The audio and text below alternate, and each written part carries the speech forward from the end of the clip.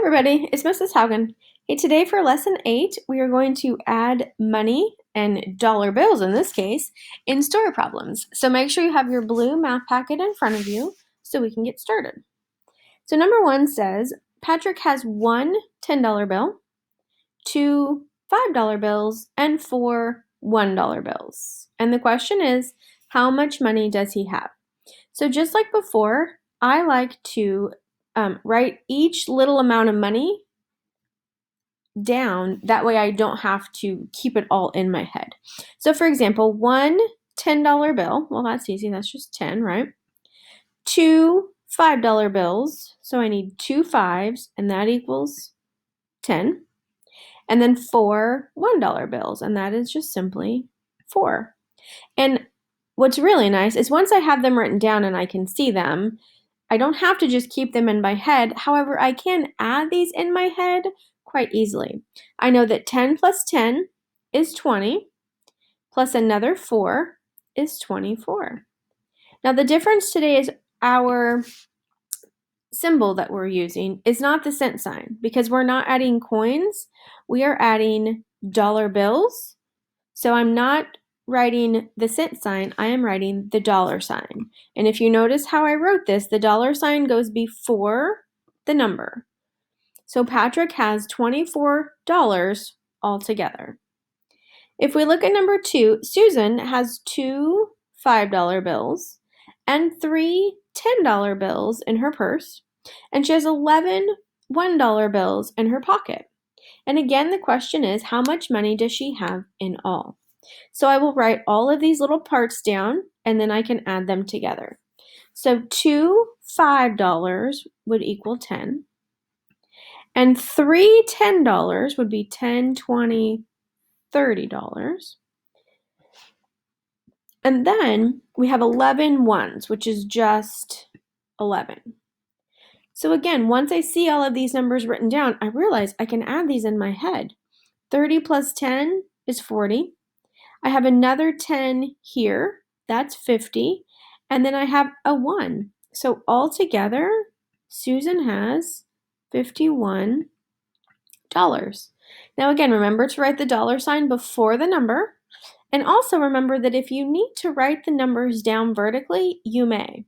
I'm sure that every one of you can do 30 plus 10 in your head to get 40, and then if you need to add the 11 and write it vertically, you totally can. You get the same answer. Susan has $51 in all. Okay? Number 3 at the bottom. Raja has $60. He gave one $20 bill and three $5 bills to his cousin. How much money does Raja have left? Now, if you notice, this wording is different. Now I want to know how much he has left. So he has money. He has $60, and then he gave some away.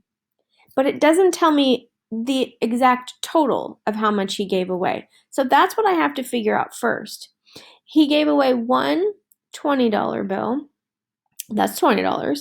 And then he gave away three $5 bills. So that's $5, $10, $15.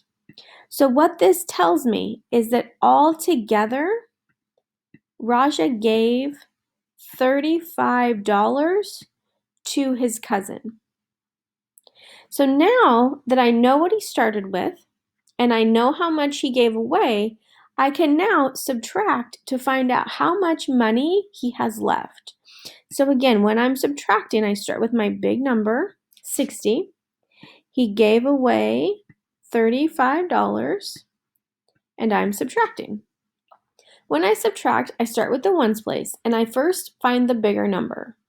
And because there's more on the floor, I know I need to go next door and get 10 more.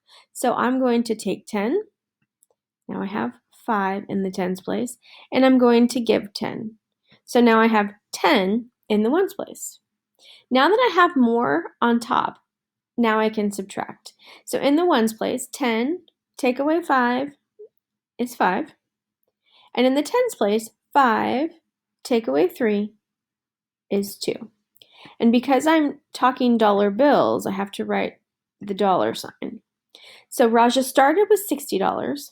He gave $35 to his cousin, which means he now has $25 left. And that's it. Boys and girls, again, just like yesterday, I want you to write all of these little numbers down so you don't have to hold all of this in your head. Then it gives you some brain room to do just the addition in your head. So write everything down, take your time, and do a great job on your class kick.